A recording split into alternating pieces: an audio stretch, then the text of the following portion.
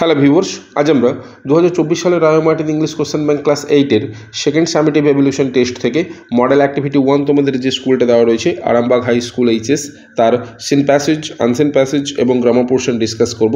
So viewers, তোমরা দেখো।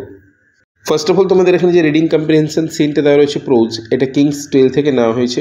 আমি টেক্সট প্যাসেজটা পড়ছি, তোমরা ভালো করে শোনো, তারপরেই প্রশ্নের উত্তরগুলো ডিসকাস করব। কেমন? দেখো, the king gave his magic sword the Excalibur to a trusted knight, অর্থাৎ রাজা তার জাদু তরবারি এক্সক্যালিবারটি একজন বিশ্বস্ত যোদ্ধাকে প্রদান করেন। অ্যাট দ্য কিংস কমান্ড, রাজার আদেশে the knight threw the sword into the lake amid the plain of the sweet smelling flowers, অর্থাৎ রাজার আদেশে ওই যোদ্ধা তরবারিটিকে নিক্ষেপ করে দেয় মিষ্টি ফুলের গন্ধে ভরা সমভূমির একটি হ্রদের মধ্যে। A beautiful arm arose from the lake, অর্থাৎ হ্রদের মধ্যে থেকে একটি সুন্দর হাত উঠে এলো। কট দ্য শোড, তরবারিটিকে ধরলো। অ্যান্ড ডিস অ্যাপিয়ার্ড, অদৃশ্য হয়ে গেল। Into the green depths of water, অর্থাৎ গভীর সবুজ জলের মধ্যে হাতটি অদৃশ্য হয়ে গেল।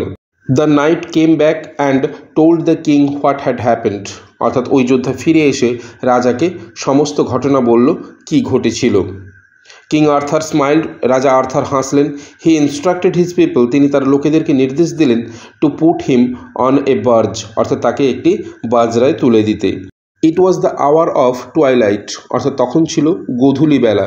উইথ টিয়ারফুল আইজ, অশ্রু সজল চোখে, every one bed good bye to the old king as the barge sailed with him towards the setting সান, অর্থাৎ প্রত্যেকেই বৃদ্ধ রাজাকে বিদায় জানাচ্ছিল যখন রাজাকে নিয়ে ওই বাজরাটা ভেসে চলেছিল অস্তগামী সূর্যের দিকে।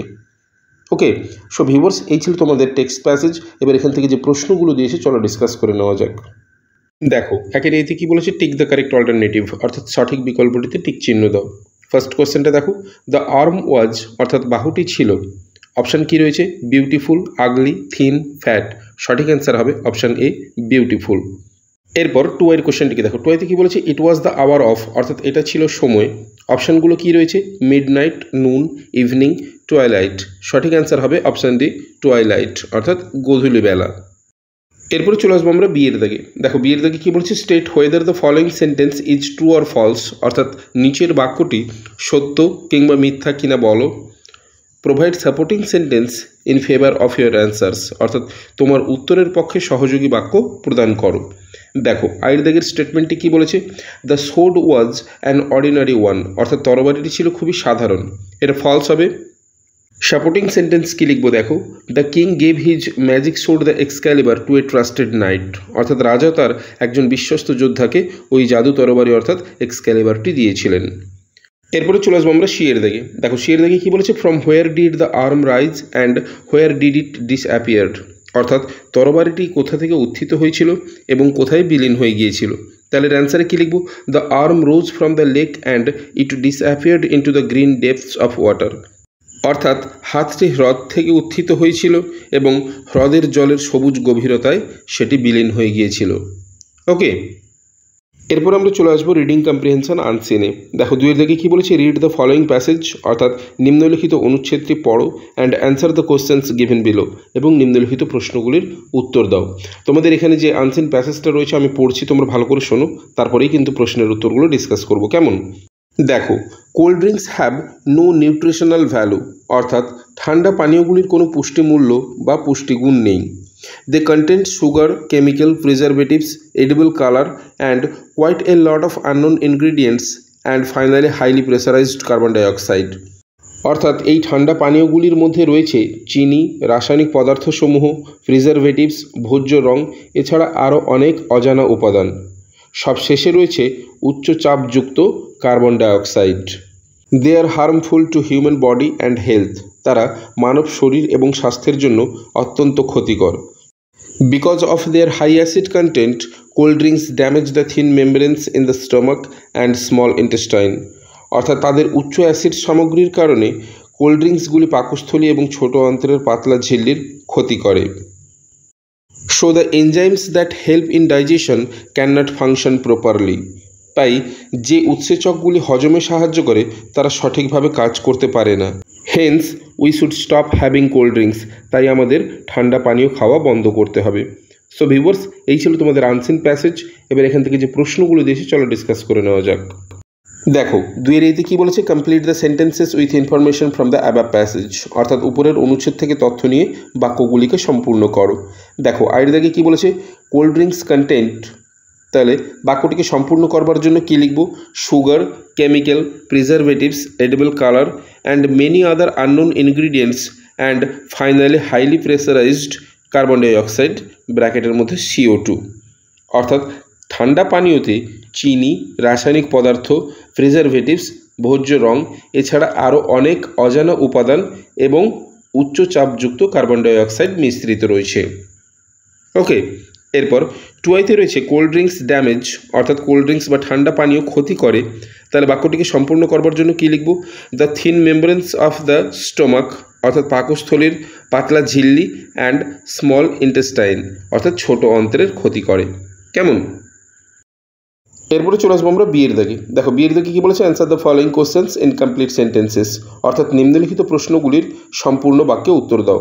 ফার্স্ট কোশ্চেনটা দেখো কী বলেছে, what is the nutritional value of cold drinks, অর্থাৎ ঠান্ডা পানীয়ের পুষ্টিগুণ কী, তাহলে অ্যান্সারে কী লিখব, cold drinks have no nutritional value, অর্থাৎ ঠান্ডা পানীয়ের কোনো পুষ্টিগুণ নেই। এরপর 2 কোশ্চেনটিকে দেখো, 2তে কী বলেছে, what helps in digestion of food in the stomach, অর্থাৎ পাকস্থলীর খাদ্য হজমে সাহায্য করে কে, তাহলে অ্যান্সার কী লিখব, enzymes help in digestion of food in the stomach, অর্থাৎ উৎসেচক পাকস্থলীর খাদ্য হজমে সাহায্য করে। এরপরে চলে আসবো আমরা গ্রামার অ্যান্ড ভোকাবুলারি সেকশানে। দেখো 3 দাগে কী বলেছে, ডু অ্যাজ ডিরেক্টেড। ফার্স্ট কোশ্চেনটা দেখো, he was unwell, he went out, direction কী বলেছে, জয়েন উইথ অ্যাডভার্ব ক্লজ, অর্থাৎ অ্যাডভার্ব ক্লজ দিয়ে জয়েন করতে হবে, তাহলে অ্যান্সার কী লিখব, though he was unwell he went out. Okay, এরপর 2 কোশ্চেনটিকে দেখো, 2তে কী বলেছে, she has a chain it is made of gold, direction কী বলেছে, জয়েন উইথ রিলেটিভ ক্লজ, অর্থাৎ রিলেটিভ ক্লজ দিয়ে জয়েন করতে বলেছে, তাহলে অ্যান্সার কী লিখব, C has a chain which is made of gold. এরপর 3 কোশ্চেনটিকে দেখো, 3তে কী বলেছে, the man said to me have you finished your job, direction কী বলেছে, turn into indirect speech, basically এটা ন্যারেশন চেঞ্জ করতে বলেছে, তাহলে এর অ্যান্সার কী লিখব, the man asked me if I had finished my job. এরপর আইভিতে দেখো, আইভিতে কী বলেছে, she said to her friend I shall wake up at 9 AM tomorrow, এটাও ন্যারেশন চেঞ্জ করতে বলেছে, তাহলে এর অ্যান্সার কী লিখব, she told her friend that she would wake up at 9 AM the next day বা দ্য ফলোয়িং ডে। এরপরে ভিয়ের দাগে দেখো, ভিয়ের দাগে কী বলেছে, travelling by plane is my dream, direction কী বলেছে, find out the phrase and state its kind, এখানে ফ্রেজটা হবে ট্রাভেলিং বাই প্লেন এবং এটা হবে নাউন ফ্রেজ। এরপরে ভিআইয়ের কোশ্চেনটিকে দেখো, ভিআইতে কী বলেছে, I know that person, direction কী বলেছে, চেঞ্জ দ্য ভয়েস, অর্থাৎ বাচ্য পরিবর্তন করতে বলেছে, তাহলে একে ভয়েস চেঞ্জ করলে কী হবে, that person is known to me. এরপরে চলে আসবো আমরা 4 দাগে। দেখো 4 দাগে কী বলেছে, find words from the unseen passage, অর্থাৎ আনসিন প্যাসেজ বা আনসিনের অনুচ্ছেদ থেকে শব্দ খুঁজে বার করো হুইচ মিন দ্য ফলোয়িং, যার অর্থ নিম্নলিখিত। দেখো আয়ের দাগে রয়েছে ইনজিওর, ইনজিওর থেকে হবে ড্যামেজ। এরপর 2তে দেখো, 2তে কী বলেছে, something that can be eaten, অর্থাৎ কোনো কিছু যা খাওয়া যায়, হবে কি এডেবল, অর্থাৎ ভোজ্য। এরপরে 3তে রয়েছে ডেট্রিমেন্টাল, অর্থাৎ ক্ষতিকারক, হবে কি হার্মফুল। সো ভিউয়ার্স, এই ছিল তোমাদের model activity 1 Arambagh high school এইচএসের সিন প্যাসেজ, আনসিন প্যাসেজ এবং গ্রামার পোর্শনের সম্পূর্ণ ভিডিও। কেমন লাগলো অবশ্যই আমাকে কমেন্ট করে জানাবে। এছাড়া তোমরা যারা আমার চ্যানেলে নতুন, অবশ্যই চ্যানেলটিকে সাবস্ক্রাইব করে রাখো পরবর্তী সময়ে এরকম আরও ভিডিওগুলি পাওয়ার জন্য। সো আজ এই পর্যন্তই, কথা হবে নেক্সট ভিডিওতে। Till then, by.